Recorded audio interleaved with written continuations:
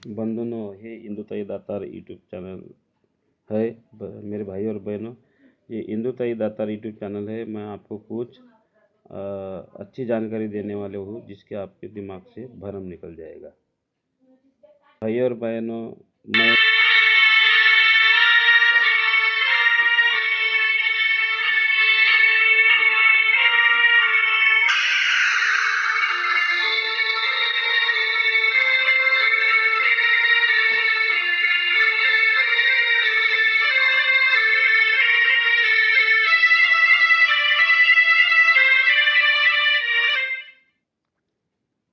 मैं आपको बताना जा रहा हूँ कि अपने भारत में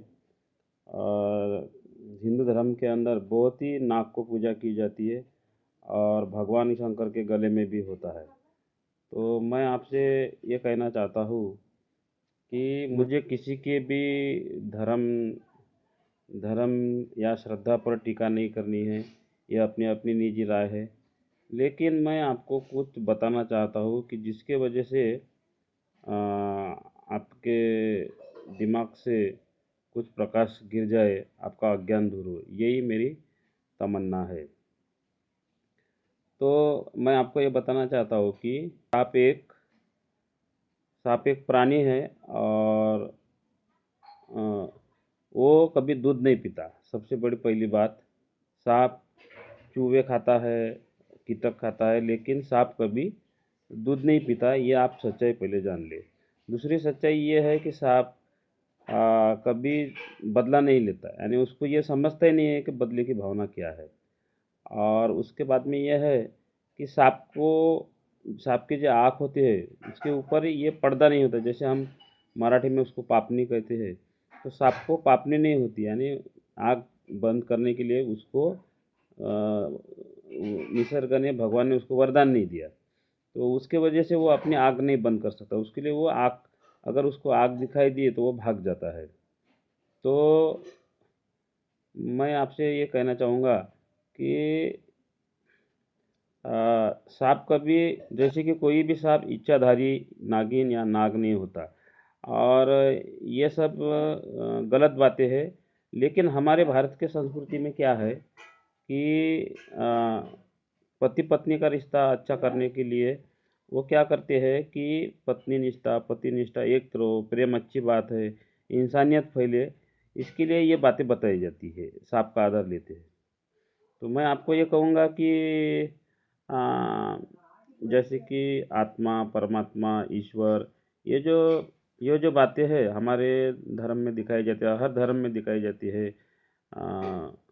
बौद्ध धर्म में नहीं दिखाई जाती, लेकिन हर धर्म में दिखाई जाती है। तो क्योंकि बौद्ध धर्म में आत्मा, ईश्वर, परमात्मा नहीं है।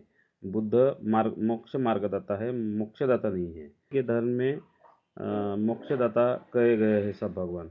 तो मैं आपसे ये कहना चाहता हूँ कि इंसान, हम भगवान को मानते हैं, ईश्वर को मानते हैं, आत्मा को मानते हैं, परमात्मा को मानते हैं।